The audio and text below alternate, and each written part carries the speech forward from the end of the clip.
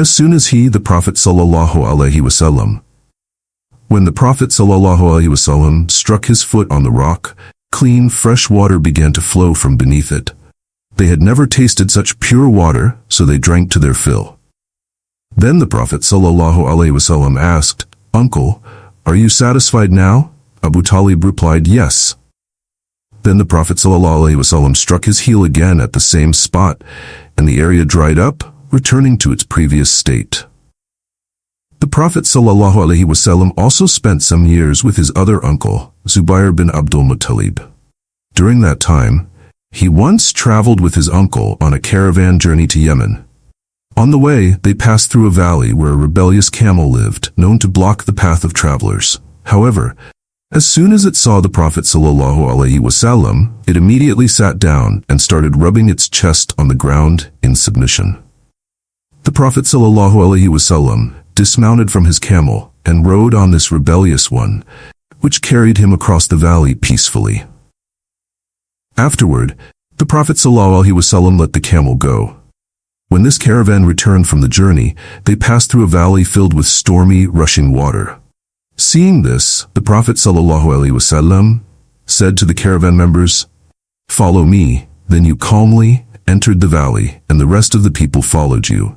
By the power of Allah, the water dried up, and you safely led the entire caravan across. When the caravan reached Mecca, people shared these astonishing events.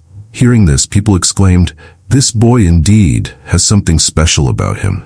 Ibn Hisham writes that a man from the Banu Lahab tribe was highly skilled in physiognomy, meaning he could predict a person's character and future by looking at their appearance.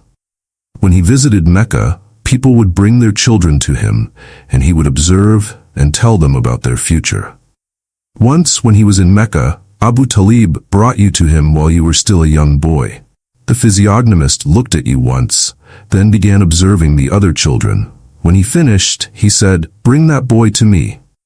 Abu Talib noticed that the physiognomist had looked at his nephew with a strange gaze, so he quickly took you away. When the physiognomist realized that you were no longer there, he shouted, Curse be upon you. Bring that boy to me, whom I just saw. By Allah, he is destined for greatness." Abu Talib heard these words as he was leaving. Abu Talib later decided to go to Syria for trade. The Prophet ﷺ expressed a desire to accompany him. In some narrations, it is mentioned that you specifically requested to go. Seeing your enthusiasm, Abu Talib said, "By Allah, I will take him along. He can never be separated from me, nor can I ever part from him." Once, Hazrat Abu Talib's camel was ready to depart, and the young Prophet Muhammad ﷺ held the camel's rein and asked, "Uncle, where are you leaving me? I have neither mother nor father." At that time, the Prophet ﷺ was around 9 years old. Abu Talib, feeling the sadness of his nephew, decided to take him along. He seated him on his camel, and they set off together. On their journey, they stopped near a Christian place of worship. A monk there saw the young Prophet ﷺ and was struck by his appearance. He approached Hazrat Abu Talib and asked, "Who is this boy to you?" Abu Talib replied, "He is my son."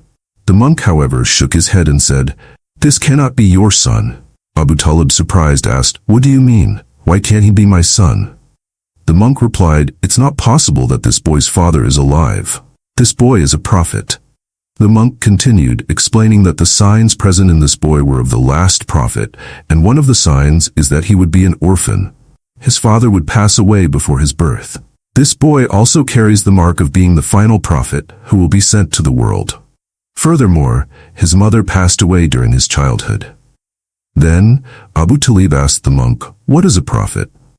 The monk explained, "A prophet receives news from the heavens and then informs the people on earth, 'Protect this boy from the Jews.'" They moved forward and encountered another monk who, upon seeing the Prophet ﷺ, asked, "Who is this boy to you?" Again, Abu Talib responded, "He is my son." The monk replied, "He cannot be your son. His father is no longer alive." Abu Talib, puzzled, asked, "Why do you say that?"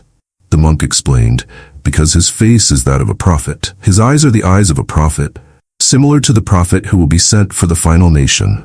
The signs of this awaited prophet are recorded in ancient heavenly books."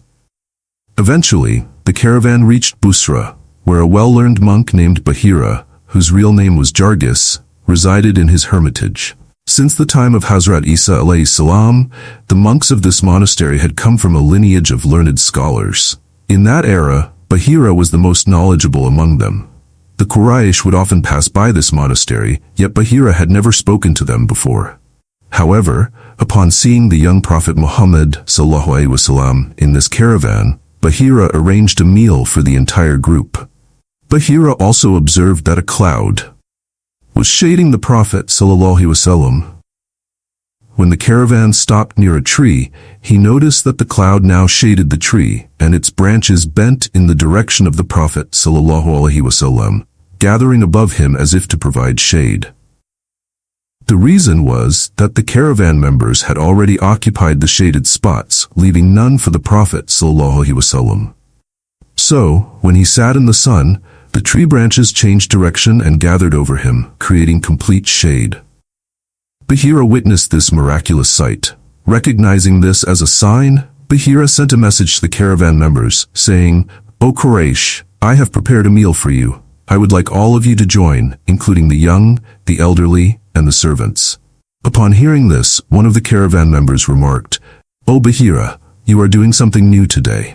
We often pass this way, yet you have never prepared a meal for us before. What is different today?" Bahira replied, "You are right, but you are guests, and it is a noble deed to honor guests." Thus, everyone went to Bahira, but the Prophet ﷺ was left behind at the camp.